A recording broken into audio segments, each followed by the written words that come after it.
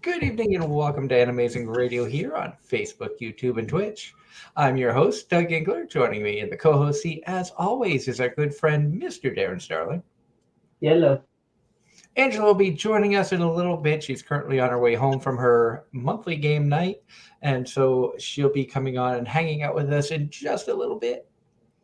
We want to remind everybody that Anime-Zing Radio is brought to you tonight by Home Circle Media for the latest and greatest in anime gear. Everything from pens, pencils, stationery, and officially licensed art books. Be sure to check out homecirclemedia.com today or look for them at an upcoming convention near you. We're also brought to you by Casey Fox for all of your artwork, cosplay, and photography needs. Be sure to check out KC Fox. That's KAYCIFOXX on Facebook, Instagram, and TikTok. Again, good evening, everybody. We're doing a fun open chat. Hello to John and Ross in the chat room. Great seeing you guys in there already. Oh, I love the loyal listeners that we have. You guys make these shows so much fun. Uh, and Ross, I know you like to distract me. It's not going to be difficult considering the fact of my work week this week. Started for the first week on the job training at the rail yard, and it was overnight. So all week I worked from like 11 p.m. to most of the days I got out of there about 7:30 a.m. This morning I didn't get out of there till 10 a.m. So nice 11-hour day. Um, makes the You paycheck mean look good. you mean 11-hour night? 11-hour work day, work night. I was able to catch up on some of the animes that I'd been watching, including yesterday having a little bit of time to spend with the wife where we actually watched like 5 episodes of anime. Yay! That's 5 more episodes than I've gotten to watch all season. I am behind one episode on 10 Peru, and also am I actually the strongest? I am caught up with my unique skill makes me OP, even at level 1, which Darren, you'll enjoy it because cute bunny girl. Of course, cute bunny girl that is completely sundere. I did try give that Yohane the Parthenon Sunshine in the Mirror one episode, and it's it's just really, really weird to look at Love Live in a fantasy setting. Hello, Mario. Great to see you. Um, I I don't know if I want to continue watching it, especially where Yohane, who was one of my least favorite characters in the Love Live series, I kind of viewed her as a Love Live Sunshine version of Nico. And I mean, a cute character, but she's annoying. So I'm not sure if I'm even going to continue that one. And of course, I had to continue watching Reborn as a Vending Machine. Now I Wonder the Dungeon, also known as the Vending Machine Isekai. I will say, at first, I went into watching this hoping it sucked so I could rip on it for being like one of the dumbest ideas. And as usual, And then episode 1 came out and I watched it in Japanese and I went, okay, the concept is somewhat different. The storyline wasn't bad. And how they managed to put that into fit the concept into another world was actually entertaining. Episode 2, it got better. Episode 3 was really good. I think I'm like 4 or 5 episodes in Japanese now. And it hasn't been, I will be honest, it's a lot better than I was hoping it was going to be, which kind of pisses me off because I wanted to rip on it. Um, and then, I talked my wife into watching just the first episode in English. And I hate to say it, but I think it's better in English because of the jokes. Some of the jokes that they put in English hit harder than they do in Japanese with the subtitles. The casting seemed really good for it, and yeah, it's definitely. I I'm not gonna say it's gonna be an underdog of the season. I'm not gonna say it's gonna be one that comes out of nowhere, but I think it's gonna be one of the better quality isekais, just for the fact that it's a different concept. It's not some overpowered hero in a fantasy world that we've seen done time and time and time again. Dude comes back as a vending machine, figures out how to convert points into different items that he can sell, and he somehow, through only being able to say a limited amount of phrases, is able to communicate with people. And it's really creative, which surprised me. I'm not going to lie. I wasn't expecting it to be as good as it is.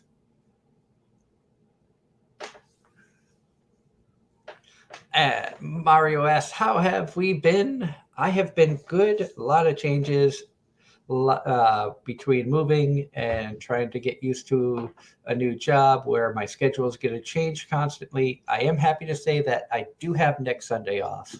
So next Sunday night, I should be around. We are going to have an awesome guest next Sunday. We're going to have Token with the Dead. I talked with them after last week, and they send their apologies to everybody. Hello, Julily. I hope you are doing well. Great to see you come into the chat. So they are going to be joining us. They rescheduled for next Sunday. So we're going to have Ben and Jeff from Token with the Dead. Again, that's going to be a viewer discretion is advised, because I have no idea which direction that show's going to go into. And yes, Julie, I am a train conductor. I officially work for the Norfolk Southern Railroad, and I had my first week of on-the-job training. It has been actually quite fun. I've enjoyed the first week. I think it was Ross a while ago who said that I have started to live out my life in Rail Wars. I just wish that there was more attractive women there, but you can't get it all. We don't live in an anime, right, Darren? Yeah, unfortunately. I'm not sure if there are. I think there's at least one female conductor there or engineer, because I've heard her talking over the radio, but I haven't met any women at the specific yard I work at. So, but it has been fun to be out and doing one of my dream jobs. And hello, Nico and Kiyoshi, game playing idiots. Oh, congrats. Nico says, anime and trains. I'm going to become a light rail operator soon. That's awesome. Nice. And John Knight in the chat says tomorrow he's going to watch the dub finale of Demon Slayer Season 3. And he just watched the dub premiere of Devil is a Part-Timer Season 2, Part 2. I have to say, in all honesty, Devil is a Part-Timer Season 2, Part 1 disappointed me. I lost interest. And I hate to say that, because I loved Season 1 so much. Season 1 was amazing. I think they put way too much time between dropping Season 1 into Season 2.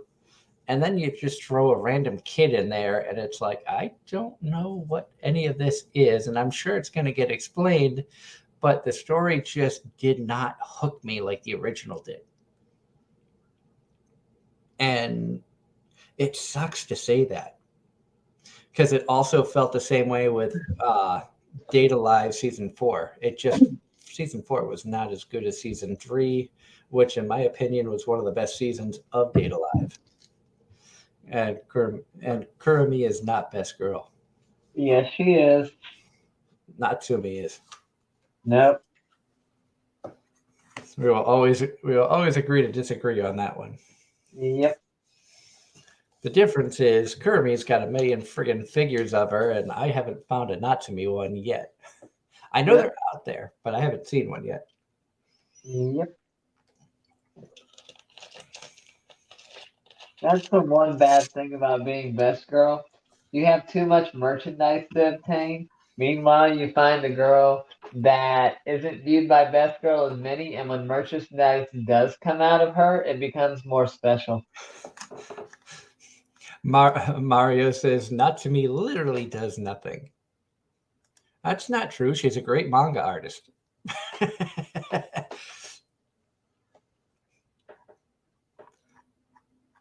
How do I get this off? But, things have been fun with the changes going on, as some of you may or may not have known. I had gone down to Georgia for 3 weeks for training for the railroad. On the way down, I stopped off at Darren's place, and we got to meet in person for the first time, finally. Yep. After so long, because thank you, COVID. Yeah, COVID. It took me getting my dream job for us to finally meet, and it was because I was passing through your area. Yep. And then on the way back home, stopped off at Darren's again, and it just happened to fall on a fun weekend. Yep. Because who knew that you would be passing through right when the convention was in town? Yeah, got to go to GalaxyCon, Yep. which we did a little review show. I'll do a quick recap here of my thoughts of GalaxyCon. And my bias is coming off of, averaging 10 to 10 to 15 cons a year for many years pre-COVID, all New England, New York, Pennsylvania, and now New Jersey based area conventions that I've attended. But the gaming area was sad. The guest list was amazing. Artist Alley was difficult to find. And a little on, I'm not going to lie, it was a little on the small side. Dealers Hall had some cool vendors and stuff, but I think they could have done with more vendors and more variety. Because I have nothing against the people who love the pop figures and things like that, but my God, everybody had a million pop figures, and somebody like me who really, really enjoys my Nendroids. There weren't many people who had Nendroids, and those who did had a very limited supply.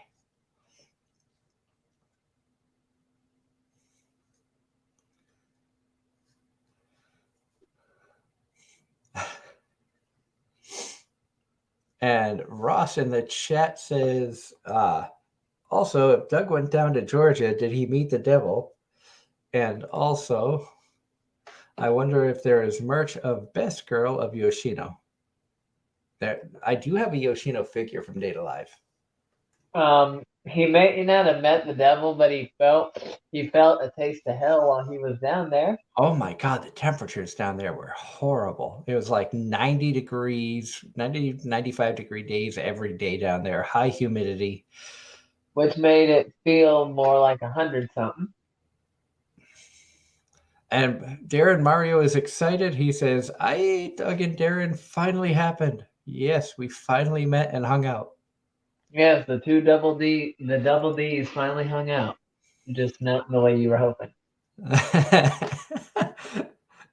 Well, you can make that happen with the Rias figure you have, but that's besides the point. Which Rias figure? All of them.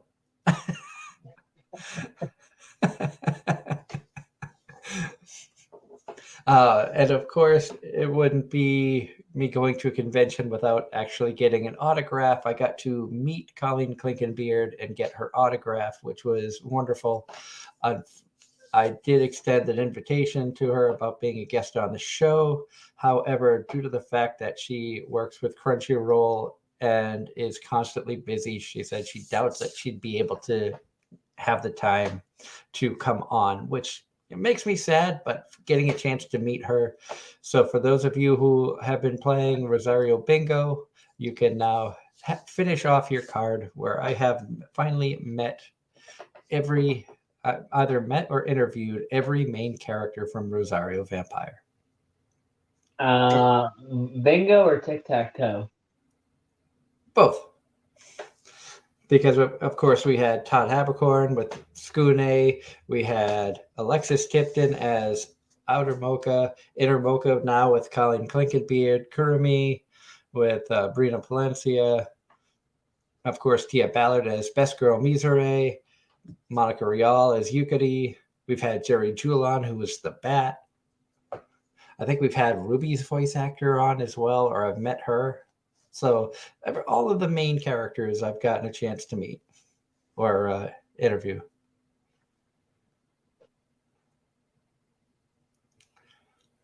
And going back to the figure talk of Data Live, Mario says Kotari and Kumari and Toka all get all the merch, I swear. There are some cute, I have seen a couple of cute Yoshino figures, I won't lie. I did buy one a long time ago. Before you were aware Natsume existed. Yes. Who was your favorite girl pre-Natsume? I think Toka, just for the fact of that, she would be like an ultimate cosplay for any female because she's got that gorgeous like big flowing dress and then she has that gigantic sword. So you get the best of both worlds. You get to look amazing in a cool outfit and you get a kick-ass weapon. Well, don't forget, he gets to use it too. Yep. And I did like Kotari. I thought she was a cute character. She plays the role of the annoying little sister very well, especially early on. And John says today is Sarah Ragsdale birthday, so happy birthday to voice actress Sarah Ragsdale, who was the voice of Guild Girl in Goblin Slayer and Minoa in Data Live. And Nico and Kiyoshi Game Playing Idiot says their dream is to meet Melissa Fahn. Know her from works such as Neptune from Neptunia and Silver Wolf from Honkai Star Rail. I have to ask, how is Honkai Star Rail? I've heard a lot of people talk about that, and I know it's from the same creators as Genshin Impact. So, but I haven't really had time to look into it. There's too many Honkai games. Honkai Impact, Honkai Star Rail. What's next? Honkai Lawn Mowing. No, they did that in that in the virtual reality mowing simulator. That was actually a really hot game there for a while. Would you believe it? Yes, because I put that right up there with games like Farmville or things, or Farming Simulator, Train Simulator, Flight Simulator. That's all we. I'm gonna be honest with you. That's what got me kicked out of driver's ed school. Was some of us, when especially going over the statistics for like drinking and driving, a lot of us had a bad habit of getting on Google Earth and then going to the flight simulator. And the teacher happened to catch me, of all people, doing it and kick me out of class. Whoops.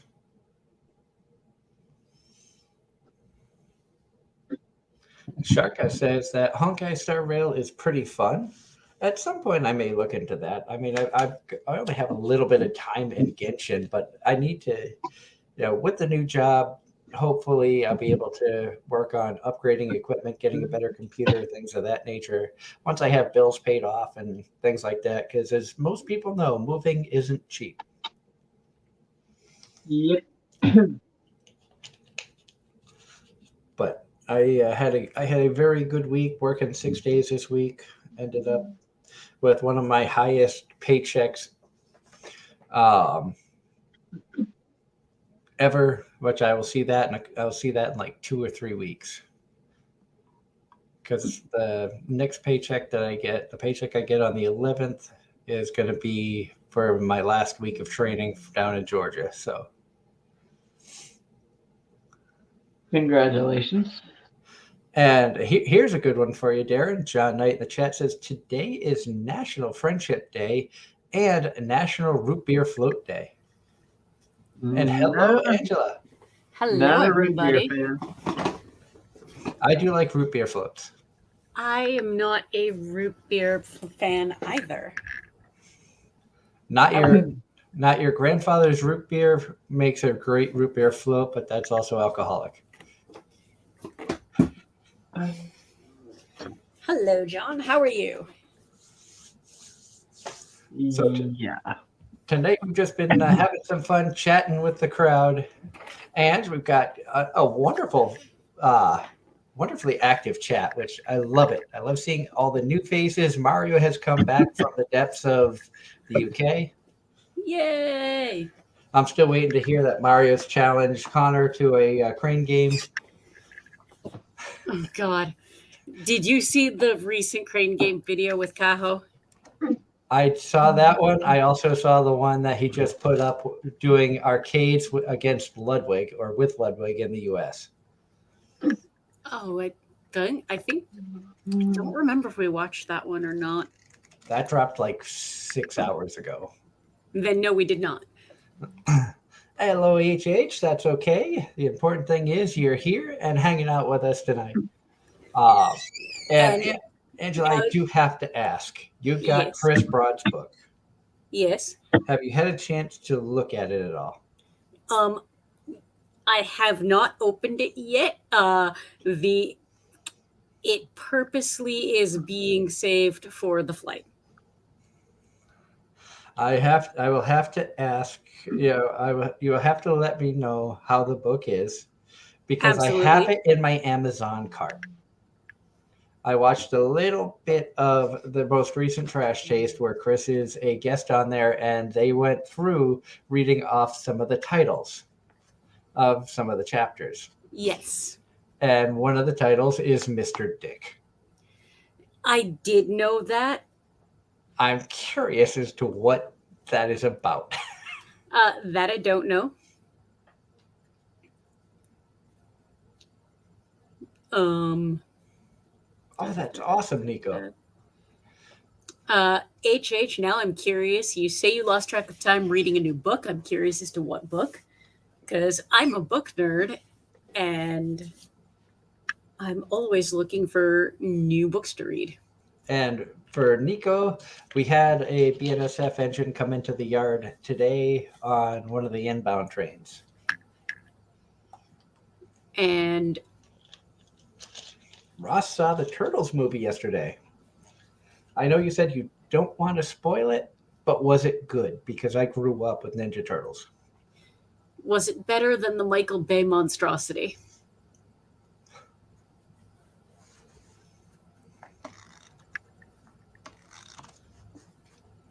And Ange, you'll get a kick out of this. I did get Leanne to watch the first episode of the vending machine isekai.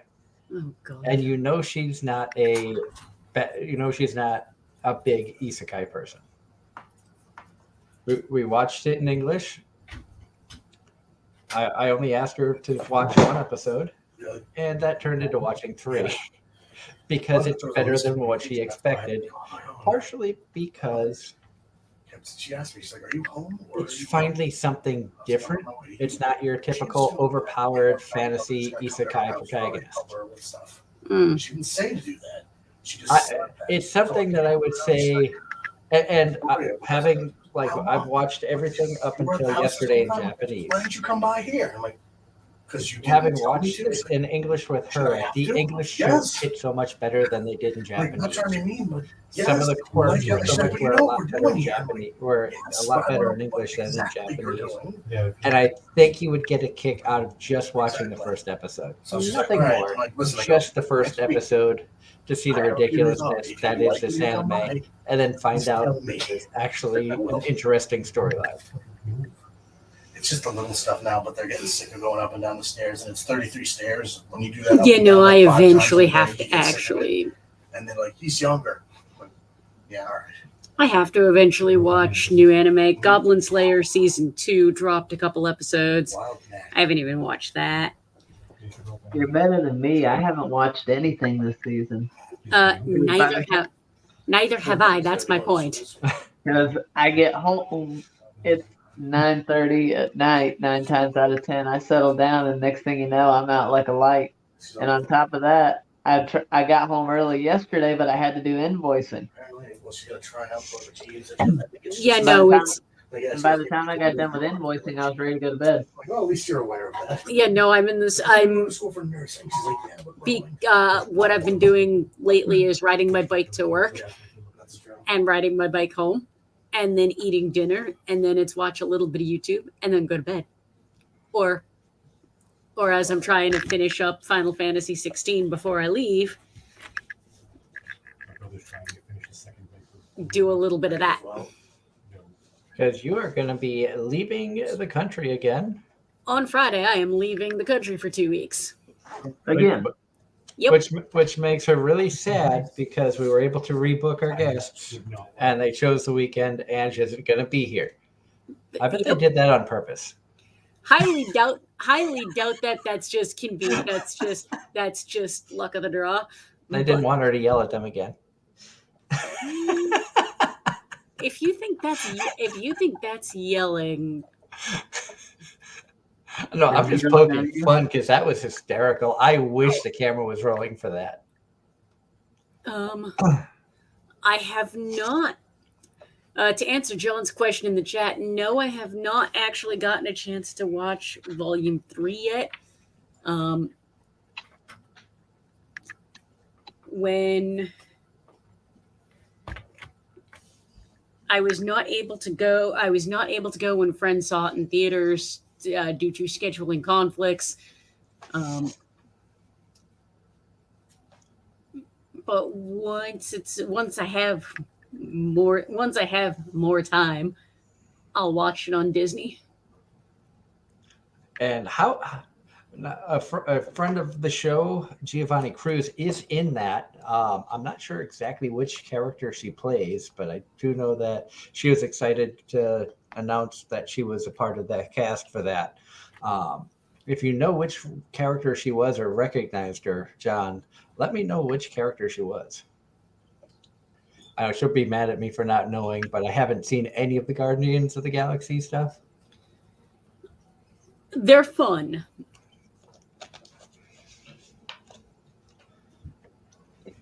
not worth anything.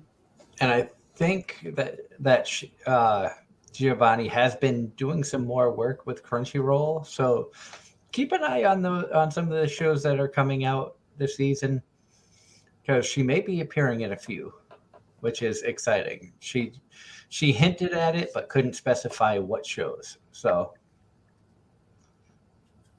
but I'm excited to see more work from her in the voice acting side of things, because what I've seen that she's voiced has been really, really good.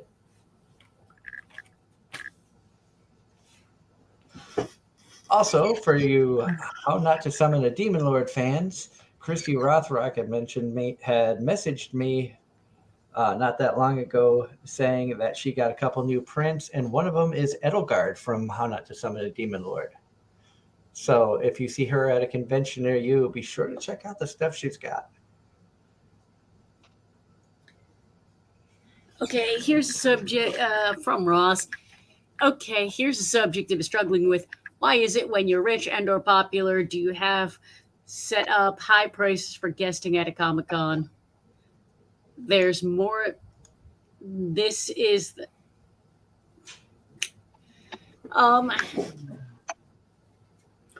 quite honestly,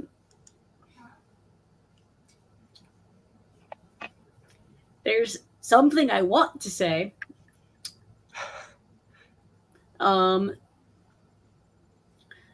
There are certain people that charge exorbitant amounts of money like that because simply because they know people will pay it. And also because depending on the actor, they're not actually acting in as much not acting in as much. Therefore, convention appearances are how they make their money. And as you've heard us talk about before on the show here, a lot of the voice actors that we've had on the show, people who work with High Dive, Funimation, Crunchyroll, even some of the video games, they only get paid for their time in the studio. So if they're not working, they're not making money. And when it comes to conventions, a lot of times a convention will guarantee the voice acting guest to make X amount. If say it's a decent sized con, say like an Anime Boston might bring in a guest and say, okay, well we'll try to get 5,000. We'll try to book you and say you get $5,000 for the weekend while out here. But it's up to the voice actor to make as much of that as they can signing autographs, which is why nowadays every con, it feels like, or most cons, will have the voice actor charging for autographs, because that chips in that $40, $50, $60 will chip into that lump sum of five, and I'm just throwing random numbers out there. I don't know who charges what for their appearances and stuff like that, because usually there's an appearance fee, and then how much money they think that they can make for the fans and stuff of that nature. So if we're just using a round number like 5,000, if the voice actor can get, sell 100 autographs at $50 a piece, well, now they've made that 5,000 guaranteed, and the convention doesn't really have to pay them in some cases, outside of maybe a predetermined agreed price. If the guest goes and it's a smaller con and say they sell 50 autographs instead of 100, the convention will then cover that difference up to the guaranteed amount. I hope that makes sense. Ross, some people charge a lot more money because they think they can get away with it. It's really every guest has a different scale. There's no set standard. Yeah, and somebody like in the case of William Shatner, he has always charged very high for autographs. That gets into things I didn't want to say on air. But also a lot of people know who William Shatner is, and like you said, Ange, people are gonna pay that if they want his autograph, and he knows that. There's also a lot of egocentric people out there who think they're high and mighty, and also that's why they raise it up. Not saying that William Shatner is that kind of person, but know that those people exist out there. And the Star Trek fandom is very large. And the Star Trek fandom, a lot of them will pay a lot of money for autographs and meet and greets and that kind of stuff, more so than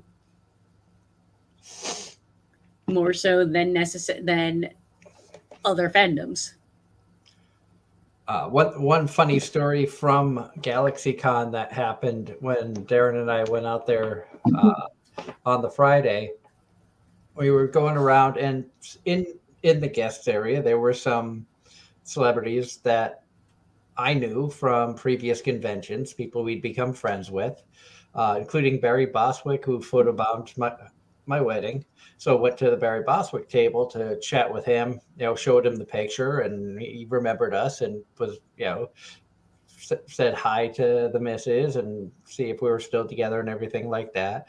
And then he goes, I have to ask, who is this young lady across the aisle from me? He goes, I don't know who she is, but her line has been extremely long all day. And I turned around and it was Colleen Clinkenbeard. Enough said as to why she had a line that was easily 50 to 100 people long for hours. Right? What'd you say was about that, Darren? Yeah, well, considering she had a line up until like right before her table closed, which is right when you got in. Yeah, I got lucky. I waited until 15 minutes before the dealer's hall closed and got in line, and the line And was about a third of what it had been all day. to kind of follow up with this from the chat, Ross is saying that some of the pricing is ridiculous and he's skipping those actors' personal opinions and whatnot. And that's a valid opinion, Ross. And Mario adding, some people just do it because they can get away with it, but sometimes it's simply a matter of paying travel expenses. And you're not wrong. Yeah, there's a lot of traveling has gotten expensive, as is everything else. Travel is expensive. Travel is not cheap.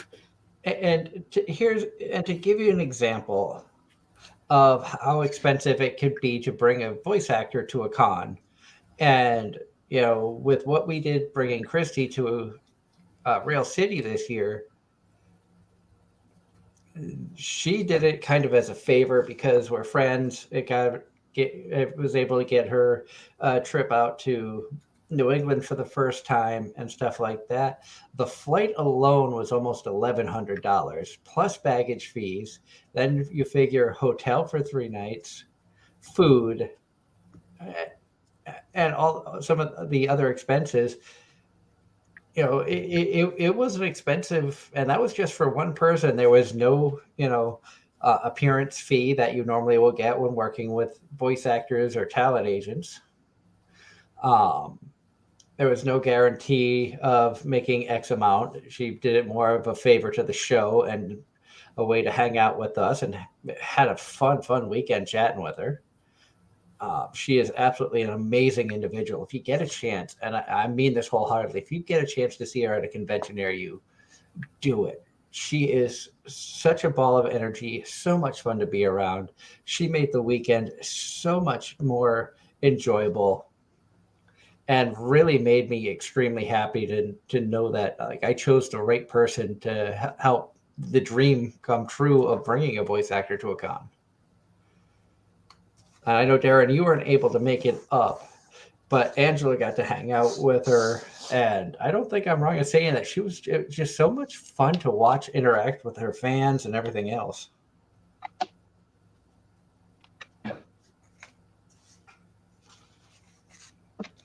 Right, Ange? Oh, yeah, absolutely. You got distracted there. Yes, I did. But no, I'm being that. And Ross says, thank you for hearing me out on this and helping me to understand. Oh, that's kind of why we're here. And it's weird to know, because we're all just anime fans. We're all fans of this genre and the industry. And, Darren, Angela, and myself have been very lucky to have talked with and met some amazing voice actors and people in the anime and convention world to help us get a better understanding of what it's like behind the scenes, so that we can, when we do shows like this, we can have an educated answer when you have questions like that. Kind of similar. I spent part of the afternoon catching up with a friend I haven't seen in person in several years. COVID and life and whatnot. And she was telling me about some of the Genshin Impact figures she imported and how they arrived and we got to talk about that, and I ended up mentioning that how many of the Genshin voice actors we had talked to on air, and that's just and the industry is so all over the place. It's from the collectibles to the actors to the content to the media. And anime is like there are some websites out there, My Anime List and Anime News Network, stuff like that tries to keep up with all the news going on out there. But you don't get a lot of fan view of anime stuff outside of, some of the typical social media with Facebook and Twitter and Instagram or what X or whatever the hell it's called now. And I mean, there's at one point there were probably a lot more fan pages than Yes, there are now. there were. Same with I believe the term is AniTubers. Yeah. Yeah, but DMCAs and other threats is what caused the downfall of a lot of us. And Japan's take on fair use is very different from the States. Joey the Anime Man's actually talked about that quite a bit in various videos. And John Knight in the chat says today is International Sailor Moon Day. That's actually pretty cool. Wasn't there a wrestler that cosplays and has come out dressed as Sailor Moon for a wrestling match or something? I would not be surprised. I know who you're talking about. I do not, but considering I'm pretty sure she was at GalaxyCon. I think. I know that there was an AEW wrestler that comes out dressed as video game characters, so this wouldn't surprise me. That would be funny though, just to see go to a wrestling match and see two people come out as anime characters, and like Goku versus Vegeta in the wrestling ring, WWE style.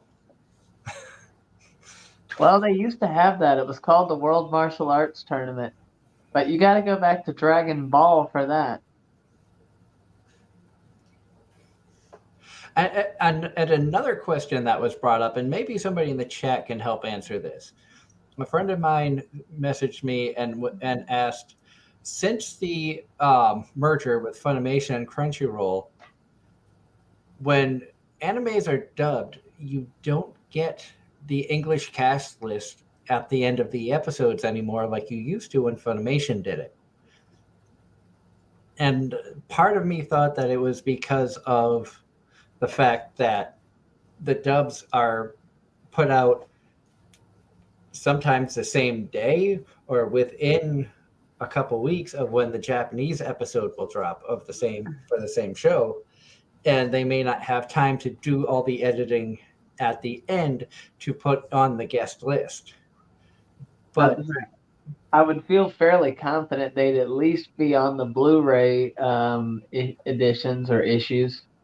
Yeah, after a series is done, I could see it being on there. But going back and watching some of the old Funimation titles, and the credits go at the end, they give the Japanese cast, and they also would give the English cast on a lot of them. So I'm not sure if that was something that was decided on by Crunchyroll, or what exactly the reason is that they don't do that anymore. Now you have to actually go. Was that titled released before or after the Sony acquisition? Because that could have something to do with it too. I think possibly before. Okay, because it could just be Sony being a pain in the ass. Yes, because it may not be Crunchyroll; it might just be their parent company. It also could be that it.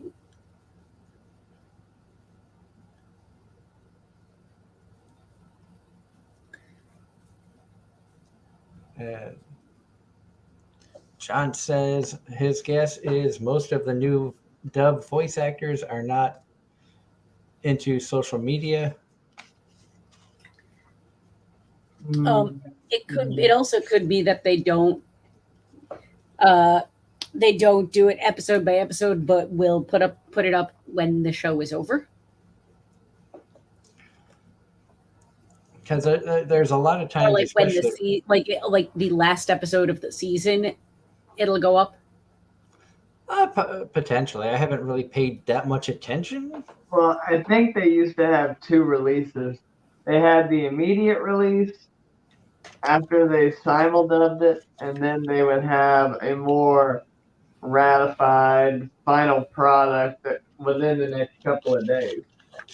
I haven't watched. The last thing I watched dubbed was several seasons ago, and The last thing I watched dubbed was like several years ago. the last thing I watched dubbed was Ruby Ice Queendom, and I think that had the English cast listed, but we also watched it. We also specifically waited for the dub to finish. Yeah. Wait a sec. The last dub thing I watched was when Doug was over here in that new anime. Oh, yeah. That Didn't watch the one with the credits, bunny girl. but you guys didn't watch the credits, did you? No, unfortunately, we didn't have as much time as we'd have liked to have sat down and watched a lot of stuff. If we hadn't have been able to go to the convention, that was the backup plan, but we were able to go to the convention and more or less make the most out of the night. Unfortunately, the 18 plus panels and late night panels were not what They didn't seem. Hey, I was gonna say they didn't seem all that interesting. That or all the good ones were on the days that we weren't going to be there. Because we were only able to go on Friday afternoon, evening. Yeah. Sounds about right. We did, however, get to say hi to our friend Mario Bueno, who works with Crunchyroll and Digital Era Entertainment. It was a lot of fun to catch up with him. Hadn't seen him in years. And you got to finally meet him in person, Derek. Yep. And the irony was, I reckon he was wearing a face mask, but his hair was a dead giveaway. I found him because of his hair. Yep. And not only did you meet several people in the dealer's room, several actors and famous people and voice actors that you knew, you also met a vendor of all people that you knew, theoretically.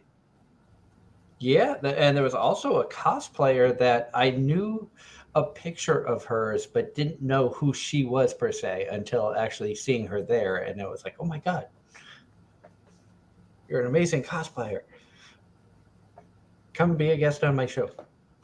Oh, yes, I remember the one you're talking about. Because we talked to a few different cosplayers. I got to send some emails out. Probably do that tomorrow now that I have time to breathe.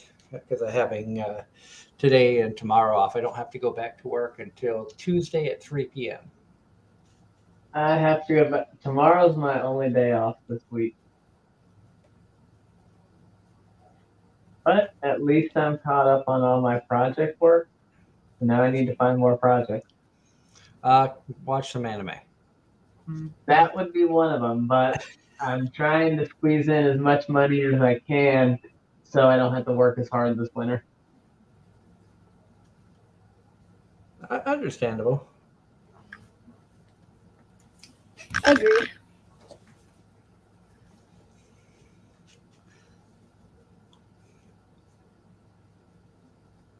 And Ross says, looked on Google, no answer to your credits question.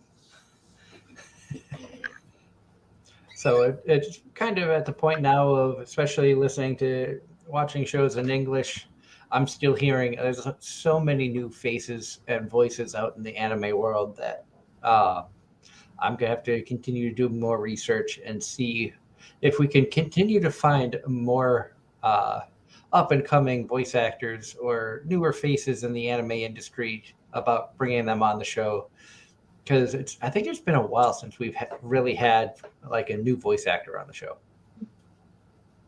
Really has been.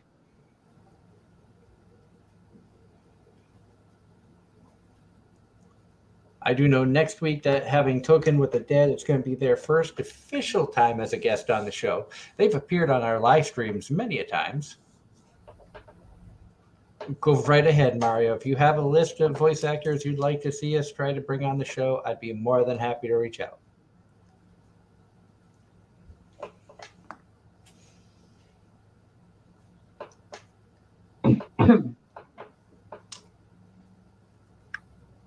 I mean that wholeheartedly. I've got so many like different people to try to reach out to and stuff like that.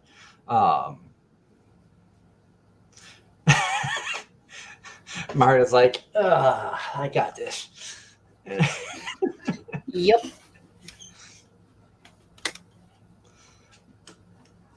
So now I know that there's been conventions going on. Wasn't it like Fan Expo this weekend up in Boston? Fan Expo was this weekend in Boston. I was not there, but I have friends who were. I saw some pictures, friends of mine who had gone. It looked like they had fun. Personally, I've never been. Fan Expo is basically a Comic-Con. It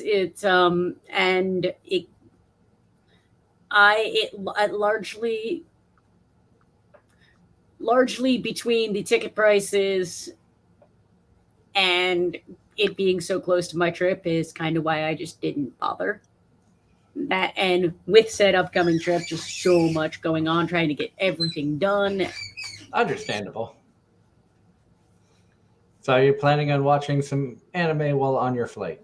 Yes. What do you have downloaded to enjoy? Nothing yet, but I'm basically going to go through my list for this season. Put as much as possible on the laptop and, pick and choose then. Vending Machine episode 1. No. Just episode 1. Vending Machine gets to wait because I have a list that's far too long. So you didn't say no. That's an improvement. Bottom of the list means it's just going to keep getting put off. It might as well be. You know when she'll end up watching it, Darren? When we hang out and I'm like, okay, just watch the first episode. Just be open-minded, expect stupidity, think Aho Girl, and watch this.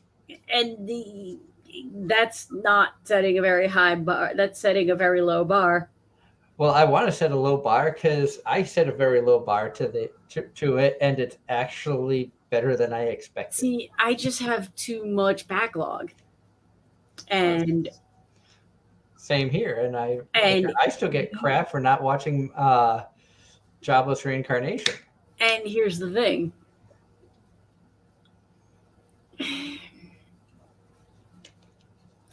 We can force each other to watch anime, but we won't enjoy it that way.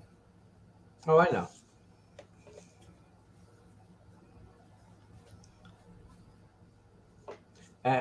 And Ross in the chat says, I've noticed that you don't hear much of a lot of the used to be popular voice actors anymore, i.e. Jamie Marchi, Trina Nishimura, because I think they are bringing in new, fresh voice actors in the business. Some of that is true. Some of it also is like a lot of the well-known voice actors have taken on other roles, including everything from script adaptation to directing to producing. And so they're more involved behind the scenes, not as much in the voice acting, like in the booth. They're more behind the scenes and stuff now.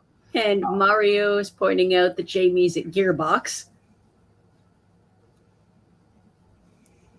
But they are still out there. I have still seen, and with the new Panty and Stocking that's going to be coming out, they better have the same cast. I will say if they don't bring back Jamie Marchi and Monica Rial as Panty and Stocking, Christopher Sabat as Garter Belt, the series is going to suck. And it looks like Mario's agreeing, but it's more like a lot of the OGs have moved on to scripts and coordination, and some VAs just don't have their season. Plus, I know that there were some voice actors that, like in any industry, there can be toxicity, and they just kind of got burnt out from some of the behind the scenes stuff, and they just decided that they were done with anime voice acting and went on to different things. And the pandemic, I'm sure, didn't help with that, with the burnout. So, I mean, there's a lot of factors why you don't see, like, I haven't heard Todd Habercorn in anything new in a long time.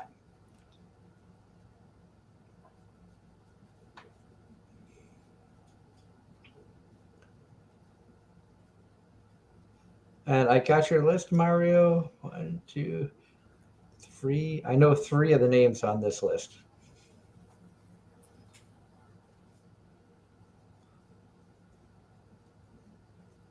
Can you guess which ones I know?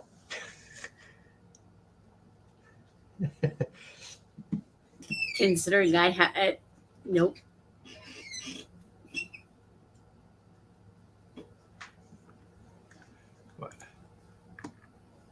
What I will do is I will I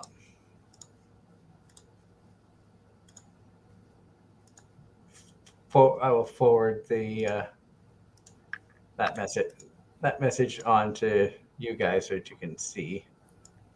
Awesome. Just gonna put that in the AZR chat here if they can. There we go. Boop.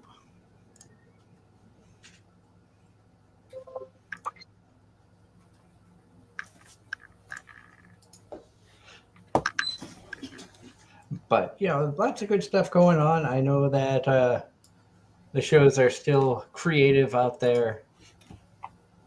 I am and probably always will just be isekai trash.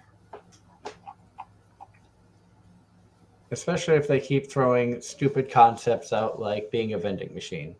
That one about being reincarnated as a pig, I don't know. It just sounds like Charlotte's Web anime version. And I will say we did start another new show. My wife and I sat down and watched. Darren and I were talking before you came on, Angela, that I sat down yesterday with my wife and watched 5 episodes of anime. 3 of them were vending machine. I only asked her to watch 1, but she got intrigued.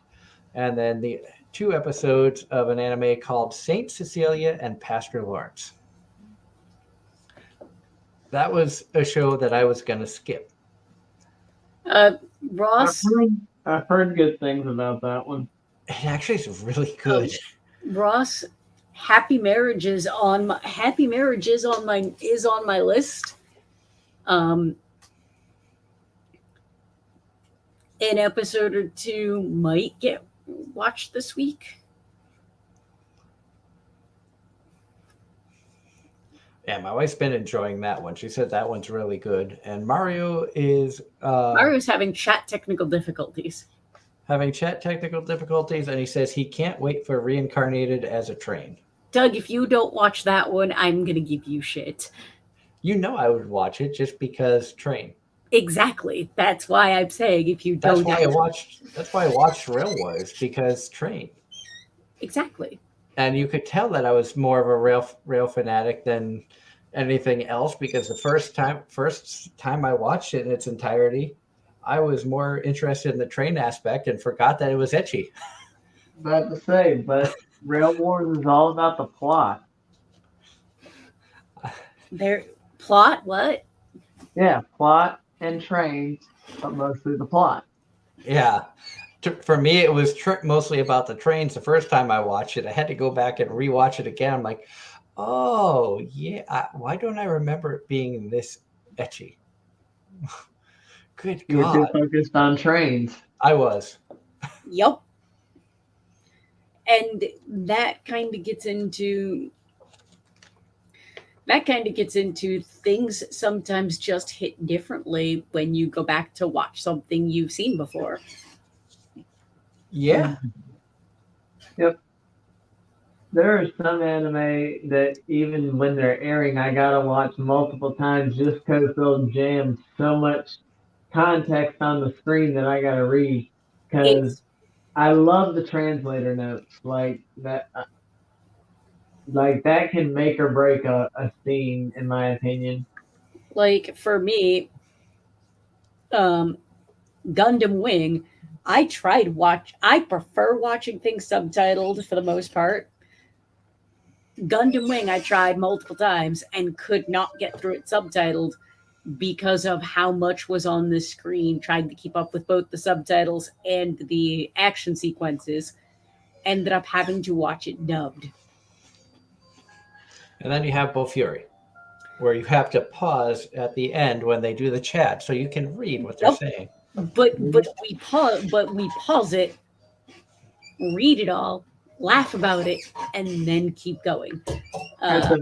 At the very least, the one silver lining to that is that there's no dialogue to follow along with the text. So Yeah, it's just the kanji. And Ross says a lot of Japanese anime company like Anime News Network and J List are saying that My Happy Marriage is serotonin for the brain. they're not Japanese companies. So I know the owners of both. Well, get them on the show.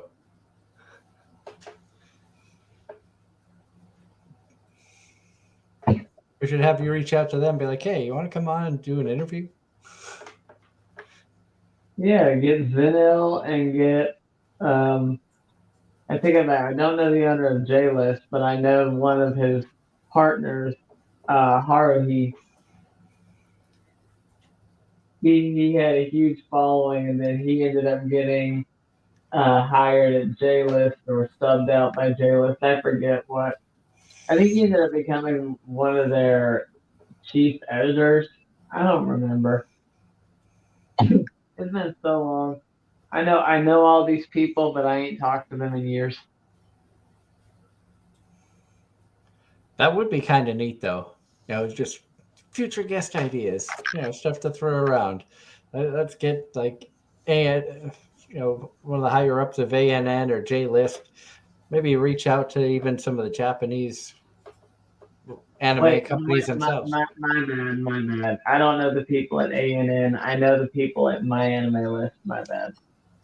Either way, that would still be cool to get them on the show. I mean, if we were able to get Bang Zoom on, then I think that we should be able to Oh, at least try. I saw something interesting today. One of the creators of one of the most infamous Pokemon websites posted a selfie today in Japan for an event they were having for Pokemon Go, and that's the owner of Searby. Okay. Pokemon Go is still putting events on. I haven't Like really Max, focused on that in it's ages. probably because you can take the Pokemon you catch in Pokemon Go now, put them in Pokemon Bank, and then transfer them to the Switch games. Oh, that's true. I forgot about that.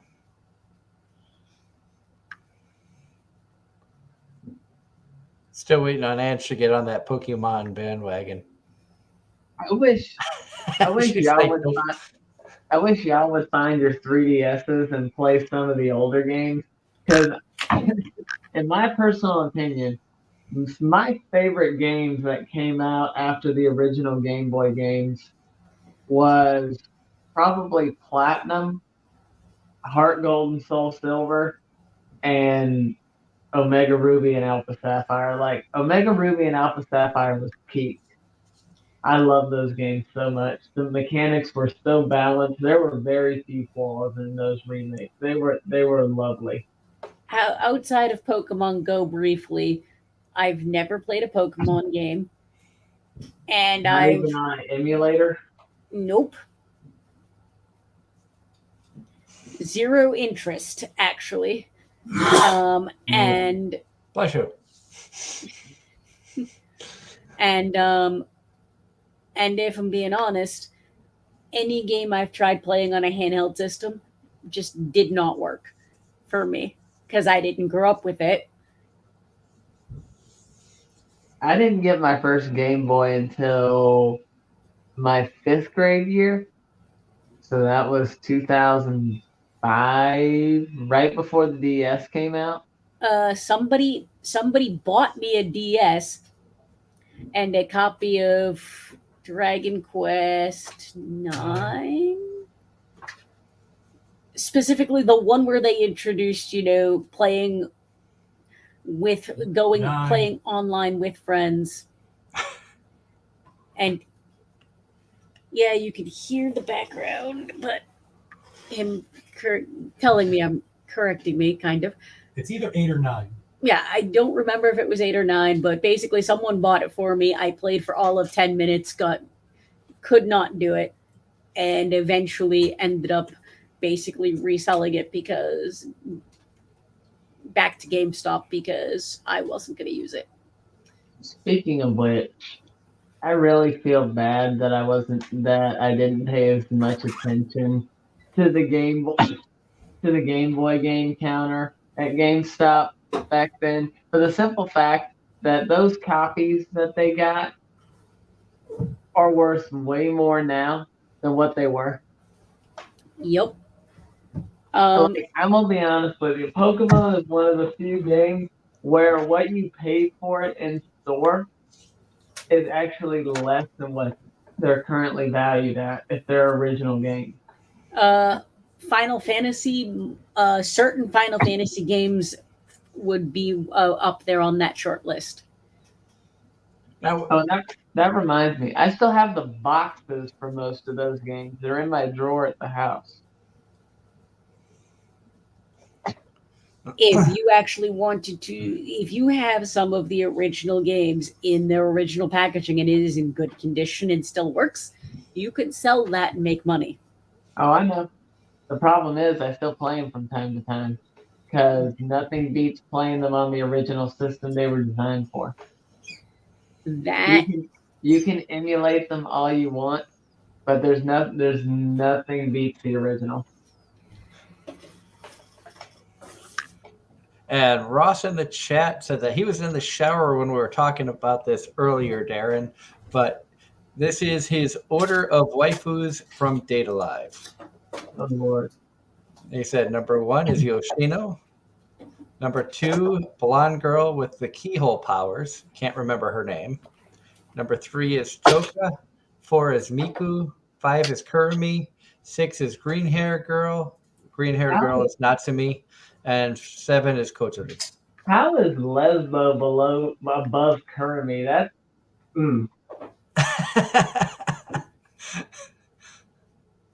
wow. I'm sorry, but when I heard Miku, I was like, but she flat out prefers girls, with Cheeto being like the one exception. How is she above Kurumi? Kirby's one of those characters you either like or hate, apparently.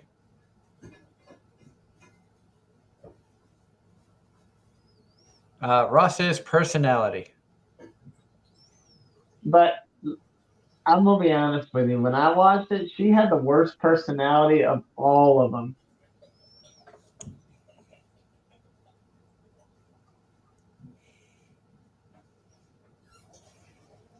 But I like that Ross was able to get a rise out of you with that one. And she's shaking her head. I'm not getting involved. Miku is literally probably one of my least favorite not angels. Spirits? She's probably at the bottom of my list of spirits. Seriously. But jumping back to the video game talk for a minute, one thing I've noticed, and it could just be me, but I have heard other people comment about this before, but it seems like video games nowadays, especially some of the RPGs and storyline based games, they feel watered down. They don't like it felt like you really had to grind for some of the older games to be able to, complete it.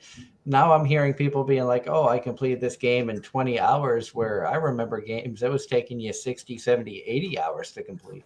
If they're doing for a game for certain games, I can tell you if they're beating it in 20 hours, they're basically speed running and only doing The bare main, minimum. the main story and disregarding the map, the world map, and any side quests whatsoever. That's the one thing I liked about Pokemon. And some of these game collectors or people that buy these used games, they love to I found several people, they love to go into the games before they reset them just to see what kind of prized Pokemon were these former owners had and just how much time they invested into the games. Um, if I'm not mistaken, I got well over 100 or 200 hours into my original Pokemon Emerald, and I still don't have all of my Frontier symbols. Like there are certain story-based games that I put well over 100 hours in a couple of instances, almost 200 hours. Two of them that come to mind that I played was Final Fantasy IX, which is the only Final Fantasy game I've ever played and completed. And then there was a game called YS Arc of Nephisdom. And I completed that one, and that was actually really good. I think both of those I put hours and hours and hours. Final Fantasy IX I never finished. I think my first Game Boy game, because my first system actually was one of the best Game Boy systems they ever put out. It was the Game Boy Advance, and it was one of the only two colors with the actual backlit screen that got brighter instead of darker. And so those are highly valued consoles. But my first game on the Game Boy was Chicken Little.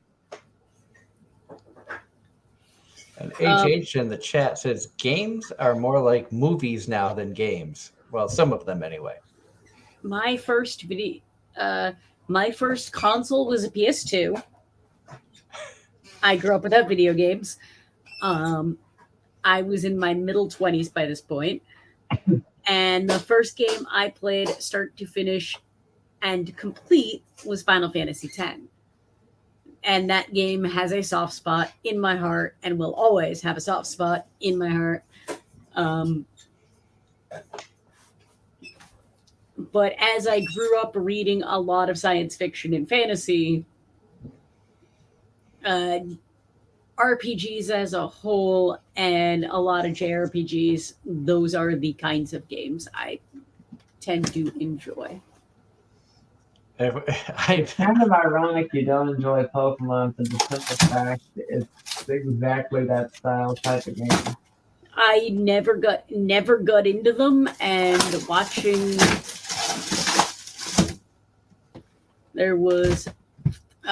my husband play one of the more recent ones, it didn't grab me.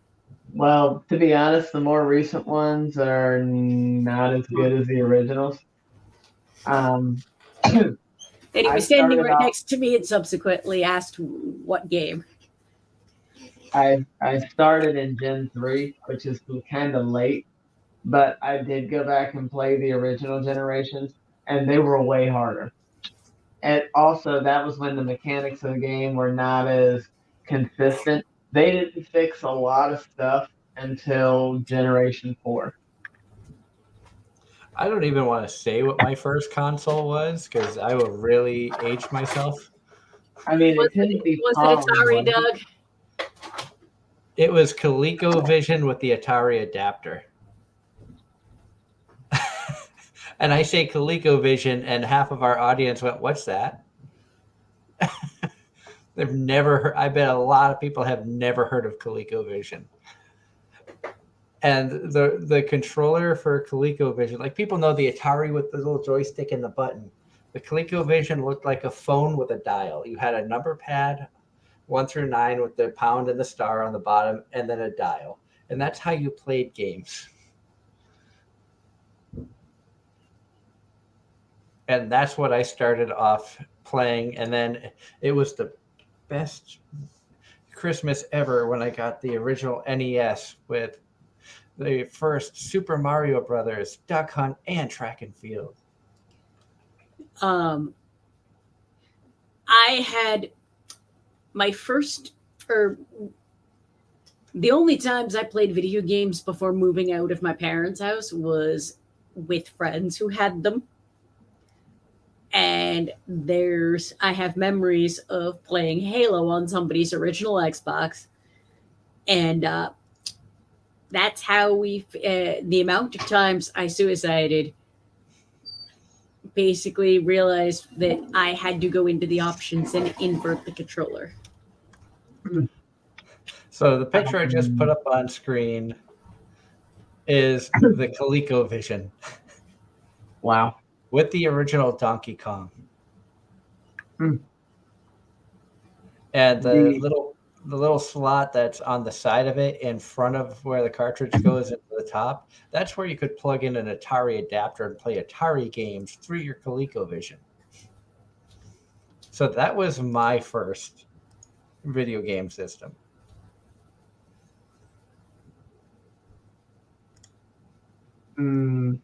I remember I didn't really get into consoles a whole lot. It's kind of funny, actually. My first console after my Game Boy was an Xbox 360, and that was the original 360 that Mini got Red Ring of Death within less than a couple months of owning it. Oh, you had a launch 360 too. Yes, and guess what? It took me 15 years to get the Red Ring of Death. See, I only recently got it, literally within the past couple of years. uh, And I know how to temporarily fix it, but unfortunately, I haven't been able to permanently fix it. The story behind my 360, it originally belonged to a friend of mine who pre-ordered it. It red ringed. He sent it back because it was still under warranty by the time it red ringed. And then in the meantime, his partner that worked at Microsoft just got him a new, better one. So when the old one came back, because our friend was still living with us, he just left it with us and told us we could keep it. And subsequently, it is now sitting in my bookcase, not hooked up because we haven't touched it in years, I think. I think the last time it got plugged in and played with was when during a house party when people wanted to play Halo, because I had all the Halo games. You know, I got mine in probably the weirdest way possible. So, you know those little fundraisers we used to do in school? Back in elementary school, those little catalog fundraisers? Yep. Okay, so to the person that sold the most amount money's worth of items, they got a very nice mountain bike as a prize on top of all the other stuff associated with the prize tiers. The one who sold the most items, unbeknownst to many of us, got an Xbox 360. I did not know that. None of us really knew that. So when the teacher got stuff from the school and said, "Hey, this is yours," I'm like, "Huh?" And yeah, I walked out of the building with an Xbox 360 in the 5th grade, not even realizing that I had got it. That's what we were competing for. That's still kind of cool. Yeah.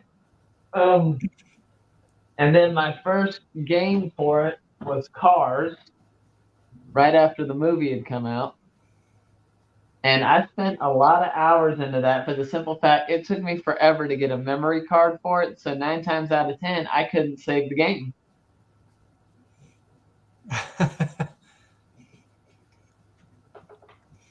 Makes sense. So I would sit Yep. there and play for hours, and then the thing would get really hot. It would start spinning up all the time. And then I think it finally red ringed about 12, 13 years later when my mom was using it as a DVD player. Hmm. Ours just refused to play certain DVDs. That was my PS3. Like, it would play Blu-rays like within the first 15 minutes. And then once it warmed up, it would say this region is not supported. And HH has a question for Angela asking, were you playing zombies in Halo 3 with the rest of us on weekends? Just piling up bodies and throwing controllers, getting stupid in the OOEN lobby? Oh, the memories. Open lobby. Open And lobby. the answer is I avoided playing online because Oh, I one had questionable internet a fair amount of the time at that point, and I wasn't good enough to play online and didn't want to deal with other people's bullshit. oh, the stories I used to hear from Xbox Live matches, and oh my God, that got funny. Let me put it this way: there's reasons why I was very selective about what I would play online, and I would only play online with people I knew.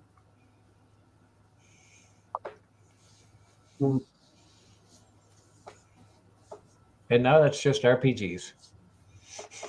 Well, no, it's not just RPGs. Those just tend to be what I enjoy more. I have a lot of stories about playing Overwatch. I have never played Overwatch. Ditto. I know somebody who created a character for Overwatch and got paid by the company for their character design. Which character? Oh crap, I forget the name of the character. This was a while ago. Description. It was a character.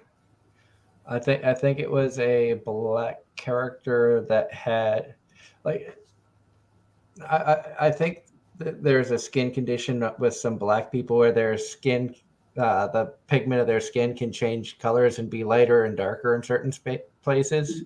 Mm-hmm. And so they created a character based off of that condition, and it was so popular that they were basically got like money from the company for the character and was even offered to be flown out to gaming events on the West Coast. I'm not going to say who designed it or how I know them because they want to remain anonymous for now. So I respect that.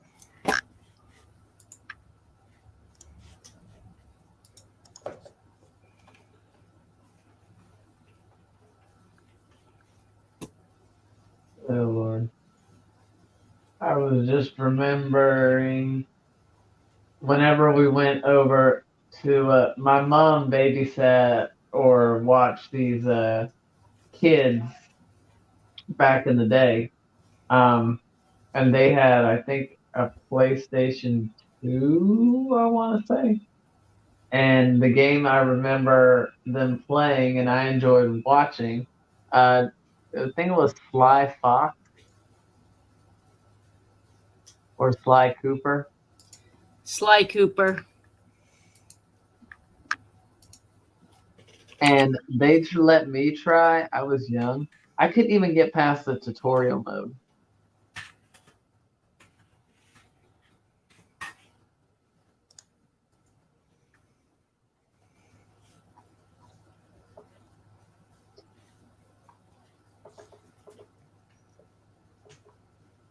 Yeah, I'm not sure. There's so many different characters that have come out for Overwatch. Yep.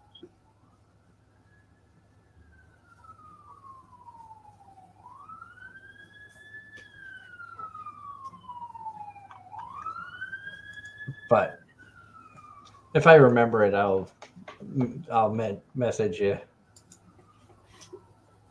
Yeah, that's just a curiosity thing. Because that is a game I have put a lot of hours in, and the online and some funny. I've got some very funny, and some very stupid stories involving the online community. And Joy. I went scrolling back through the text messages with my friend, and the character's name is Joy. Huh. I haven't touched the game in a while, but that's not one I know. Very awesome. So,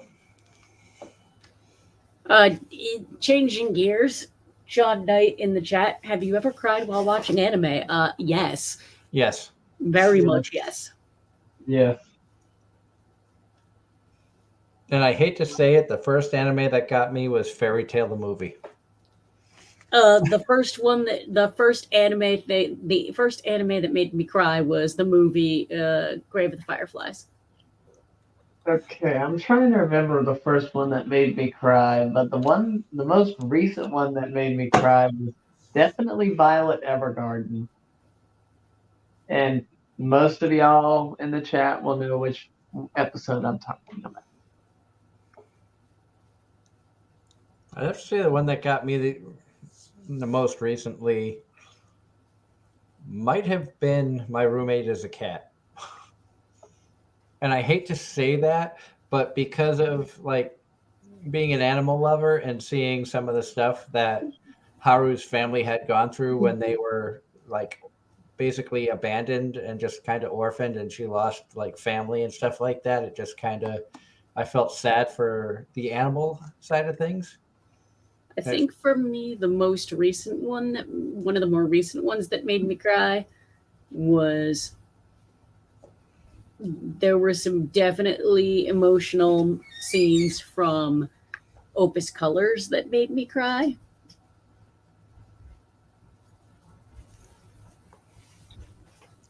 And I laughed because Your Lie in April, a lot of people talk about how sad that is, and that got a lot of people crying. And I watched it, and I found it so predictable that it didn't make me sad at all. I'm like, oh yeah, this is going to happen. And maybe I watched too much anime. HH's response to this question is Full Metal Alchemist. You don't need me to tell you which scene, and no, I don't. Remember, best dad in anime, right there. Have either of y'all seen Clannad or Anohana? No. No, I've heard of Clannad. Those are two of the saddest, and they have a reputation as being extremely sad animes. Angel Beats almost got me. I will say that. Angel Beats was beautiful. Oh, it was a great anime, and when I found out what that anime was supposed to symbolize, it kind of had a different effect on me of being like, you know what, that actually is really, really sad. Let's see. 3D Kanajo Real Girl, I think, got me in some way. That one was good. DxD got you? No, not at all. I remember Plastic Memories. That one definitely got me. Oh, Assassination Classroom? That was John Knight's answer to that. I never finished that. I started it years ago when I was in the process of like moving from I think it was like during this stretch where I moved like 4 times in 5 months. So I never actually got back to watching it. Let's see. Black Bullet did not make me cry, but it was very sad. Erased did not make me cry, but very sad. Erased got me. Erased was sad in more ways than one. Let's see. I loved Erased. I mean, it's not like I didn't like it, but at the same time, it's just like I was thoroughly disappointed with our main heroine's situation Mm. at the end. Let's see. I think Chunibuyo, there towards the end, might have got me just a little bit. I think the original Negima might have. I don't think I cried at it, but I think it. I think I felt sad at a certain point in that series. And it sounds weird to say that about a comedy, but there was they spend so many episodes where you really get to enjoy a certain character, and then then that main character like dies like 2 episodes from the end. There are certain topics that will get me almost every time. Child abuse gets me. Animal abuse gets me. See, those just make me angry. For me, a lot of times it's the thing that sets me off is a child basically watching a parent die.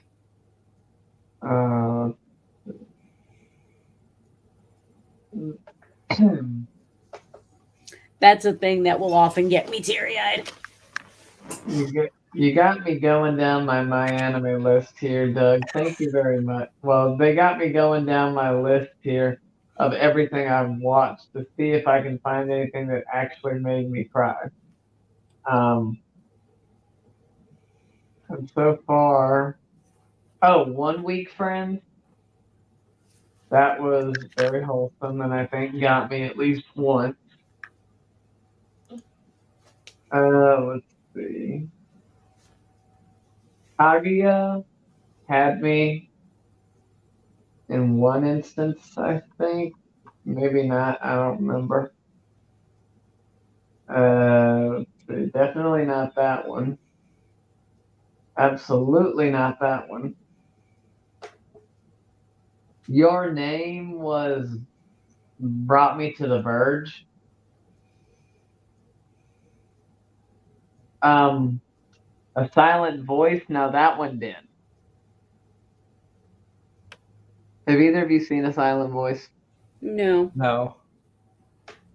Do you know what it's about? Nope. I've heard of it, but I don't know really anything about it. The one where the guy bullied this girl because she was deaf as a kid and goes to commit suicide and ends up meeting her again and ends up apologizing and does everything in his power to become friends with her, and basically is an outcast to everybody. Is basically struggling with life.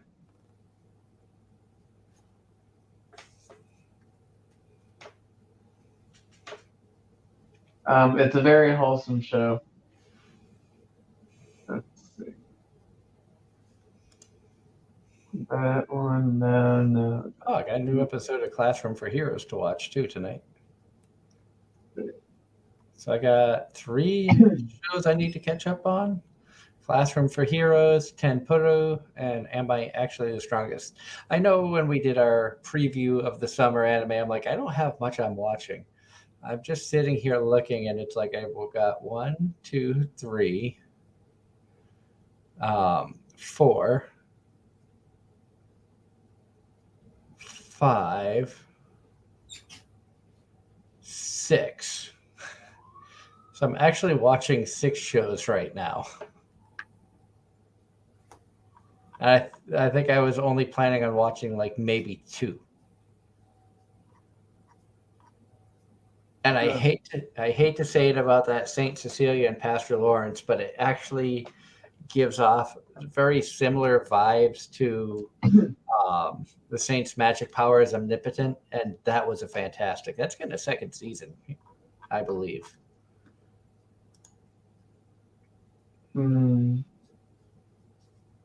Okay, I'm down in the O's, and I still haven't found any more shows.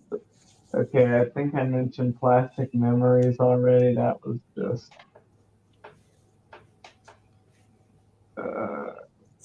So here's one for you. What animes have you watched that really surprised you in a good way? Like you went into it not expecting anything, and it just made you really laugh, or just blew your expectations out of the water.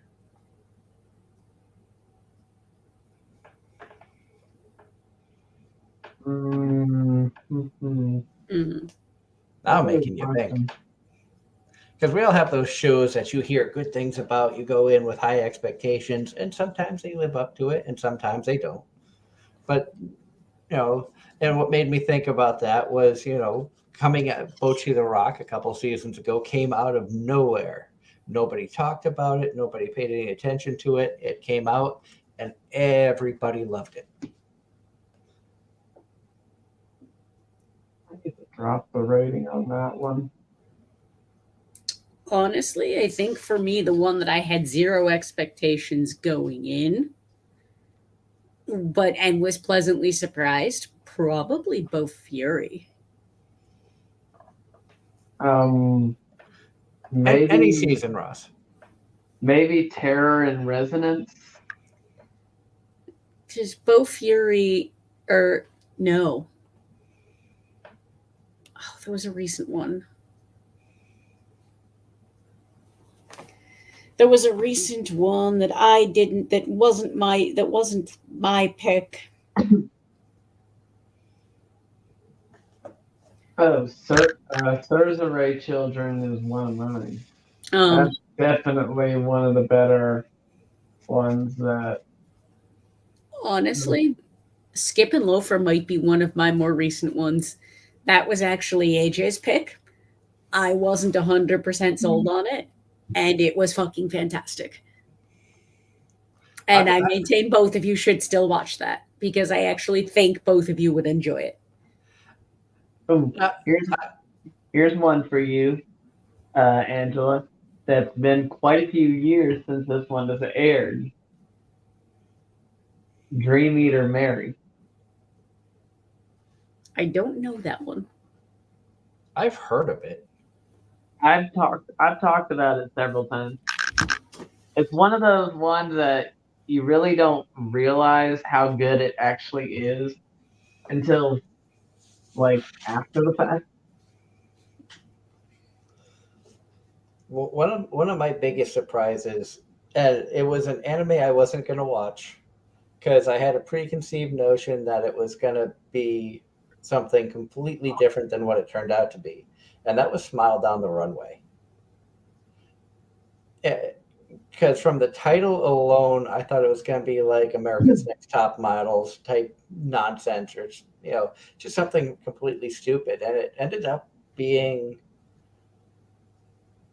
so much better. It wasn't like it didn't focus on just a model trying to become a girl trying to become a model, but it also showed an art designer and giving you some behind the scenes of the fashion industry and stuff like that. And you could see a romance developing there that you probably didn't expect to happen.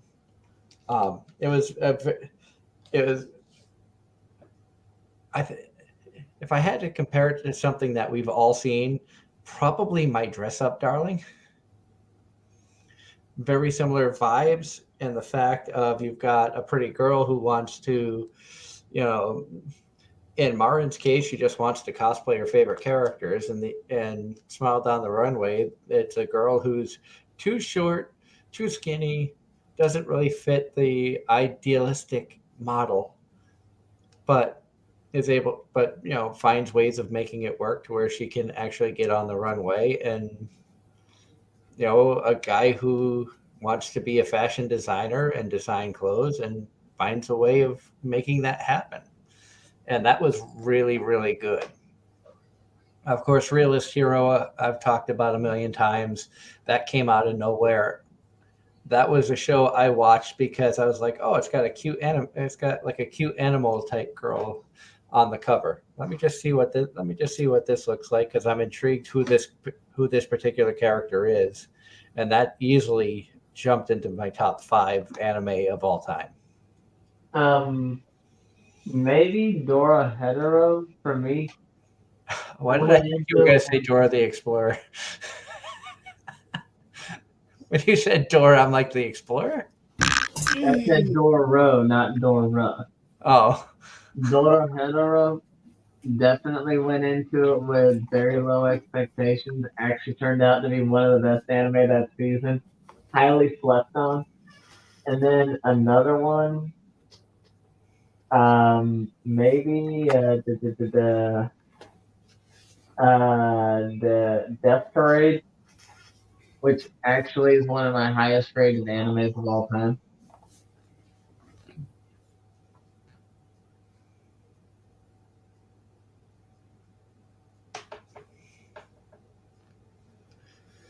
trying to think what else might be on that list. Because a lot of them I go into with not expecting much. Like especially isekais now, it's like, oh, it's another isekai. I'm not going to expect much. Just let's see how they take the same concept and spin it around to try to make it Again. again and again and again. Like a shonen. And Brain Hill there? No. isekai is like shonen, only without all the filler. What filler? Most shonen these days, if it's not ongoing beyond belief, there's no filler because it only gets 12 episodes. Maybe 24. And you might get an ending. That's debatable.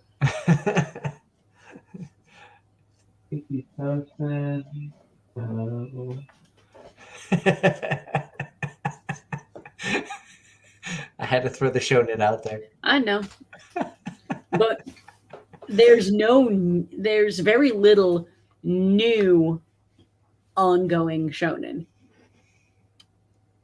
The ongoings have been ongoing for far too long, and the new shonen that come out, unless it's something from an overarching established franchise, gets 12 to 24 and then it's done. Unless you're like a Demon Slayer or My Hero. They've been ongoing for long enough. Yeah, they need to end. My Hero is actually going to be ending soon. Speaking of Demon Slayer, one of my employees has Inosuke, not his crazy form, but his normal human form on her car. He has a sticker, and she was outside taking orders today, and the guy had Inosuke in his crazy in his boar head with his sword flailing about on his car. And she made the comment she really liked it. Da, da, da, da, da. And he's like, yeah, Demon Slayer is one of my favorite animes. Da, da, da, da. Me being the asshole I am, when he got to the window, I said, hey, can you do me a favor? Watch better anime. He didn't know how to take that.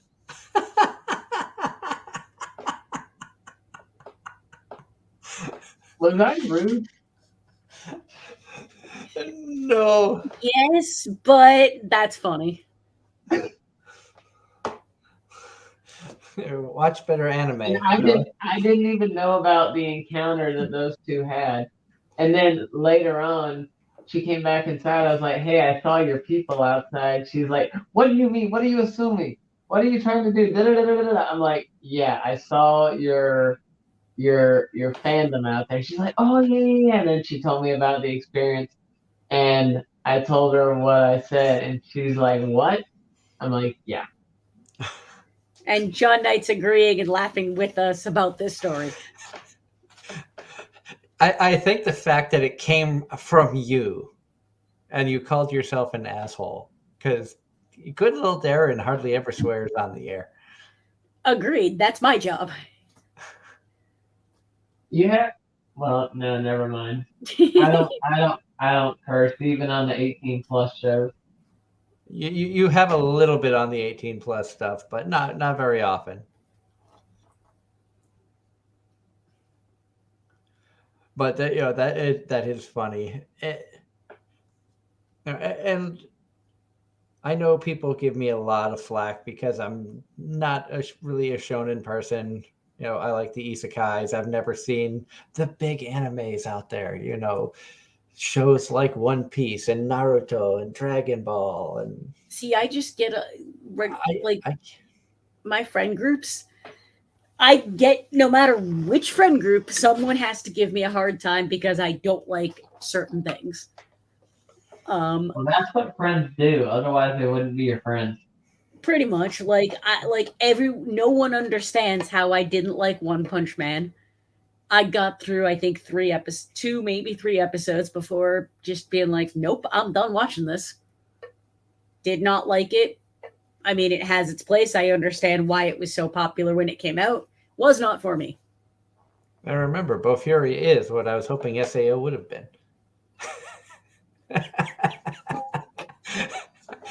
That was the first trigger I think I ever had on you. I enjoyed Bo Fury. I enjoyed Sword Art Online. Alice, I will say that Alice was arguably the best arc for Sword Art, Agreed. And maybe I'll go back and just pick it up at the Alice arc. Honestly, you can do that. Don't watch Alfheim, but watch the Gun Gale portion. Gun Gale is good. Alfheim was a steaming pile of shit. Yeah. So just skip Alfheim. The Gun Gale spinoff was also really good.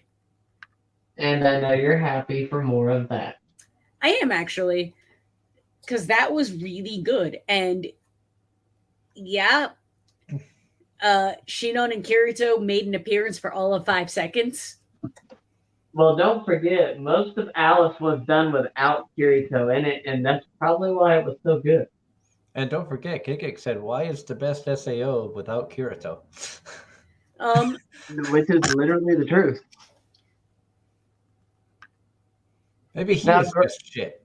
Maybe the original SAO wasn't bad. It was just Kirito the whole time.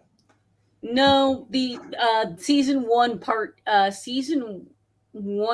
2 or season 2 part 1, I forget which. The arc where they rendered Asuna completely fucking useless. That was the arc that I absolutely hated. Yeah. That would be. Was that Alfheim, or are you talking about the Alice arc? Oh, I'm talking about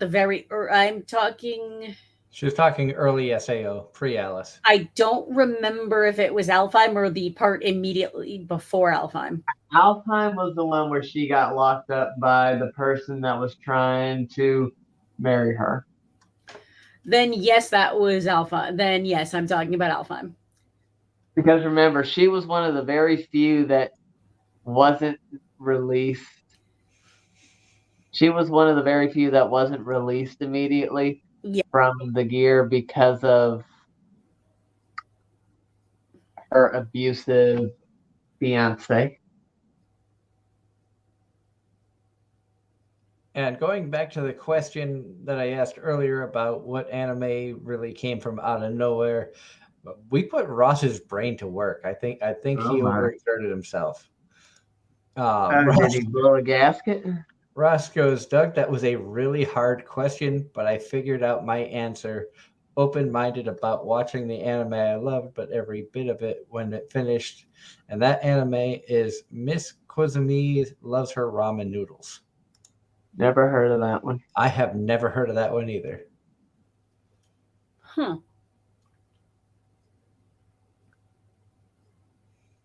That's one of the cool things with so many shows out there. All the listeners that we have, all the viewers that we get, especially during these live shows. If you're listening via podcast somewhere, come to our live Sunday night shows, interact in the chat. We do like to highlight what the chat says all the time. We love the interactions and everything. Or leave us a comment on our Facebook page. Leave us comments. We like comments. We do love the interaction with you guys, all the fans out there, and we appreciate that you all tune in every week. Or even if it's your first time, thank you for taking some time out of your Sunday night to hang out with us tonight, where we just talked random nonsense for 2 hours. Yep. Because it's what we do. We were trash taste before trash taste. Pretty much. Who was it that dubbed us that? Was it Ross in the chat that said that, or was Maybe it might have been you. it might have been me? I don't know, but I'm not taking credit for that. I think it was I think it came from one of our loyal viewers out there. Like, you guys I are don't trash know, taste before trash taste. but considering how much we bring them up on the show, They need It's to be only a part matter of of- the show. It's only a matter of time before they catch wind of us talking shit about trash taste, and they're like, "We got to reach out to these assholes." or they'll just say they have more trash taste than we do. I don't know. I'm right there with Garnt for all the isekai trash. Although I haven't fallen into the gotcha stuff like he has. See, And you were going to give me crap about being a gotcha fan when I first started Genshin. I'm like, no, I'm not buying stuff on that. I don't do the pulls. I just wanted to check this out. You're like, okay, fair enough. And I still I have. feel like some of my hot takes rival Connor's. Our orange is the worst fruit. Connor got so much crap for that. I would argue bananas are no. I like the benefits bananas have for the body, but I hate the taste of them. I hate bananas. I do too, but bananas. What have we done? What have we? So if I'm like Gigic and you're like Connor, that means Darren is like Joey. But that would imply I don't watch anime. In this season, that's actually true. I was gonna say, this season, this season that's true for me too. and I do not share Connor's obsession with JoJo. And I'm not a monk. I am not a JoJo person. I'll watch it. I refuse to watch it. I refuse to watch JoJo on the principle I hate the art style. Oh dear. Well, David Productions is one of those unique studios. Discord, stop going off. Ross in the chat, Doug, I want to apologize. I know you like Masamune-kun, but after the new done episode last Monday, I might be hating it because the romance is now feeling forced between Aki and Masamune. Thanks for the spoiler, Ross. And that was Darren, not me. Yeah, I had a friend who read the manga after the anime was announced and watched the first couple episodes of the anime. And then he said, dude, why the hell did you recommend me this crap? He started ripping into it the further he got. Mario, I refuse to fully commit because the community is kind of toxic. And then he yelled at Ross for spoiling it. I'm sorry. I'm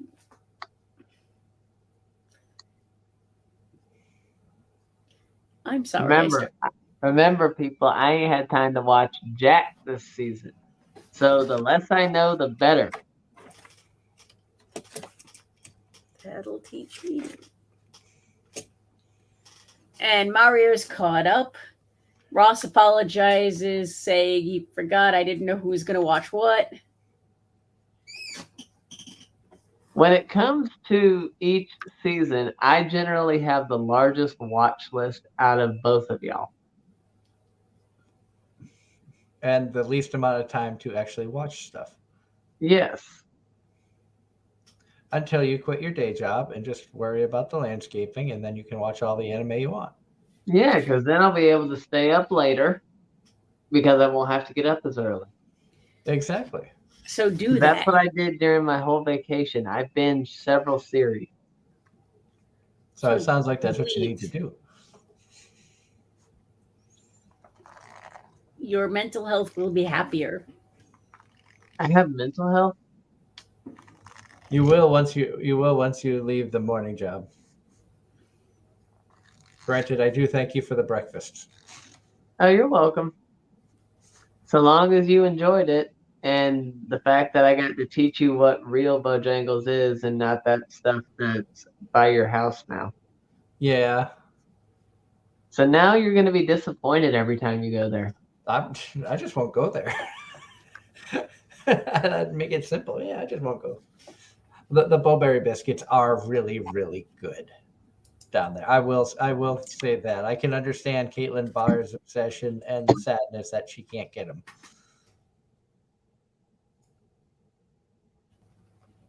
Which, as I told you when I was down there, Darren, if I see that she's going to be at a convention that I'm going to, I'll be like, all right, Darren, I need a special order for some Bowberry biscuits.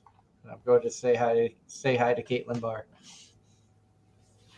Well, when I come up there, maybe I can talk to the Bojangles by your store and I can teach them how to make them like we do. Nah. Nah, Why that'd be would too you much do like that? work. Or you just like grab a case from your store and then come on up here, and then we go meet Caitlin in person, and you can hand it to her directly.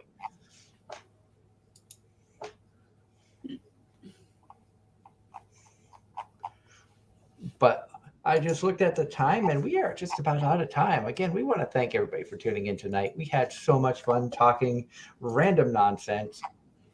Love all the interaction with the fans out there. You guys are amazing. Thank you so much for tuning in, hanging out with us, spending a couple hours on your Sunday nights, just listening to us be, idiots talking about the stuff we love. Do want to remind everybody that next Sunday we're going to be welcoming Ben and Jeff from Talking with the Dead. It's going to be a lot of fun. It's going to be crazy. It's one that you don't want to miss, because anything and everything could come out of these. Just imagine our friend Julia Coelho times 2 in male form.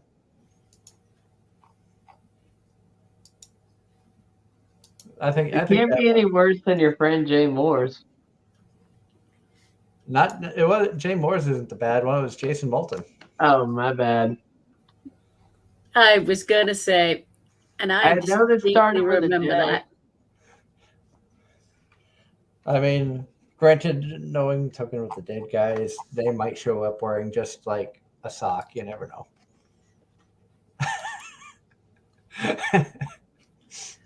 Don't put that image in your head, Ange. Nope, I'm laughing because that's a Red Hot Chili Peppers thing. It is. I'm glad you knew what I was referencing.